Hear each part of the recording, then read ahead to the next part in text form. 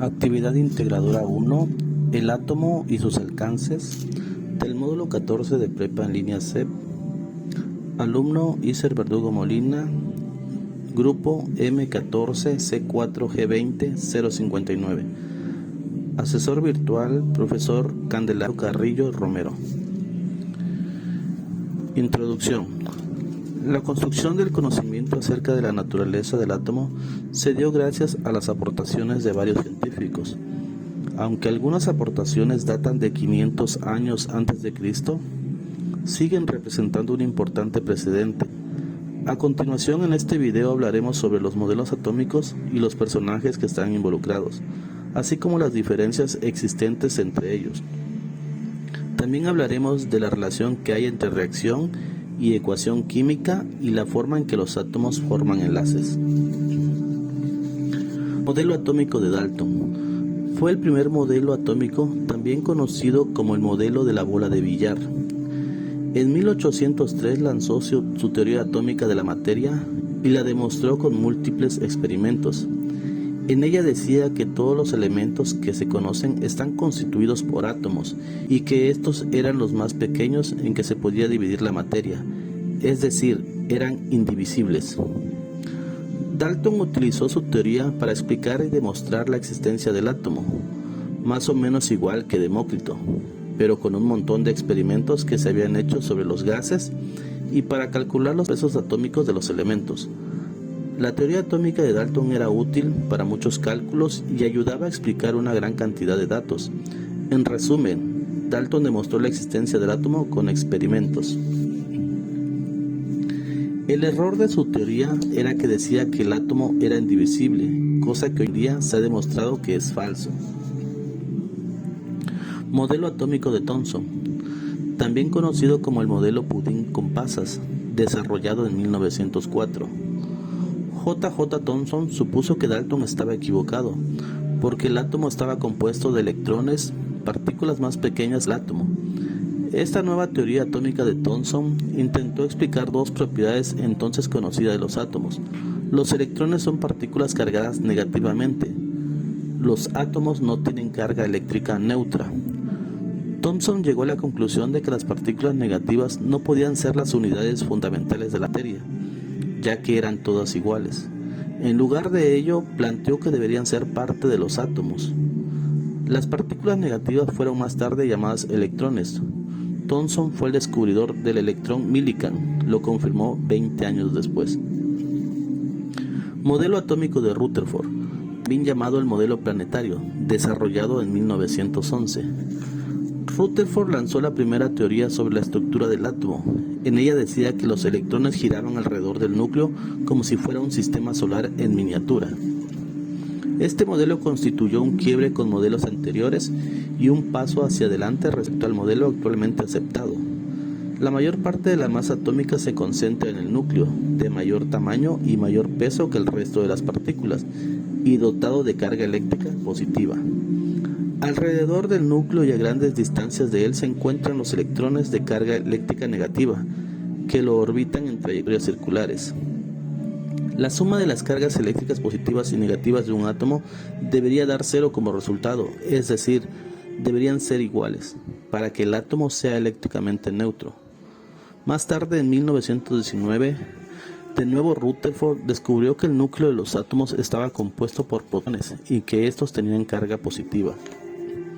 Modelo atómico de Bohr, también llamado el modelo Rutherford-Bohr, desarrollado en 1913. Este modelo trataba de explicar la estabilidad de la materia que no tenían los modelos anteriores y los espectros de emisión y absorción discretos de los CES. El modelo de Bohr fue el primero en introducir el concepto de cuantización, lo que lo ubica como un modelo entre la mecánica clásica y la mecánica cuántica. La gran diferencia entre este y el anterior modelo es que en el de Rutherford los electrones giran describiendo órbitas, que pueden estar a una distancia cualquiera del núcleo, mientras que en el modelo de Bohr solo se pueden encontrar girando en determinados niveles. La teoría atómica de Bohr no era la definitiva, pero sí la base de las teorías actuales sobre el átomo. En resumen, Demócrito descubrió el átomo de forma teórica. Dalton demostró la existencia del átomo con experimentos. Thomson descubre los electrones con carga negativa dentro del átomo. Rutherford descubre el núcleo del átomo y los protones con carga positiva. Bohr descubre en su teoría que los electrones giran en órbitas alrededor del núcleo del átomo. El resto se concentraban en el núcleo. Chadwick descubrió el neutrón sin carga eléctrica pero con masa. Reacciones químicas y modelos atómicos. Una reacción química se produce cuando las sustancias participantes en ella se transforman en otras distintas. A las primeras se les llama reactivos y a las segundas productos. La masa de las sustancias participantes es la misma antes y después de la reacción, es decir, se conserva. Esto sucede porque solo se lleva a cabo un reordenamiento entre los átomos de los reactivos, que se rompen y forman nuevos enlaces. Las reacciones químicas son de síntesis, descomposición, simple sustitución y doble sustitución. Ecuación química y modelos atómicos. Una ecuación química es una forma resumida de expresar mediante símbolos y fórmulas una reacción química. En ella determinamos las sustancias reaccionantes, se predicen los productos y se indican las proporciones de las sustancias que participan en la reacción. Una ecuación química es la forma de describir lo que se ocurre en una reacción química. Aquí tenemos un ejemplo de una ecuación química. Las sustancias que se encuentran del lado izquierdo de la flecha se llaman reactivos. La flecha significa produce. Las sustancias que se encuentran a la derecha de la flecha se llaman productos. El coeficiente es el número que se escribe a la izquierda de la fórmula. Representa el número de moléculas que hay en la sustancia. Los coeficientes 1 no se escriben. El subíndice es el número que se escribe a la derecha y debajo los elementos químicos. Representa el número de átomos que hay en una molécula. Los subíndices 1 no se escriben. Las ecuaciones químicas se pueden balancear por el método de tanteo o por el método de redox. Forma en que los átomos forman enlaces. Se llama enlace químico a la combinación entre átomos, moléculas o iones que forman compuestos más complejos y dotados de estabilidad, alternando sus propiedades físicas y químicas. Una vez unidos, dos o más átomos constituyen un compuesto químico. Existen tres tipos principales de enlace químico. Enlace covalente. Ocurre cuando átomos no metálicos de electronegatividades semejantes, por lo general altas, se juntan para compartir electrones de su última órbita y formar un compuesto químico estable. Enlace iónico. Consiste en la unión de átomos metálicos y no metálicos a través de una transferencia de electrones del metal al no metal.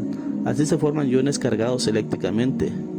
Cationes positivo y aniones negativos, que se atraen electrostáticamente entre sí, constituyendo el enlace y formando los distintos compuestos químicos iónicos.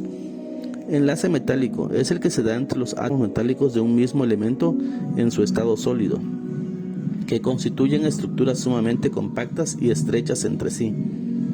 Para finalizar, se aprende sobre las propiedades generales de las sustancias para poder clasificarlas según los tipos de enlaces. Por ejemplo, algunas son únicas de cada tipo, como los metálicos, que son dúctiles o maleables, o las iónicas, que son sólidas, cristalinos, o también las sustancias covalentes, que pueden estar en cualquiera de los tres estados de la materia, que son gaseosas, líquidas o sólidas.